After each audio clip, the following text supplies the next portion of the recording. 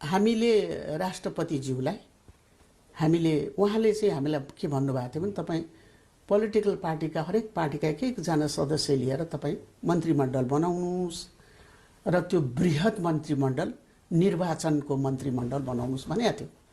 मैले उहाँलाई भने त्यस्तो राम्रो हुँदैन, इन्डिपेन्डेन्ट मान्छे हुनुपर्दछ जो ननेलाइन हुन्छ नि, कुनै पोलिटिक्समा नलागेको मान्छे चाहिन्छ। अब गर्नेमा चाहिँ हामीले समावेशीलाई हेर्नुपर्ने छ।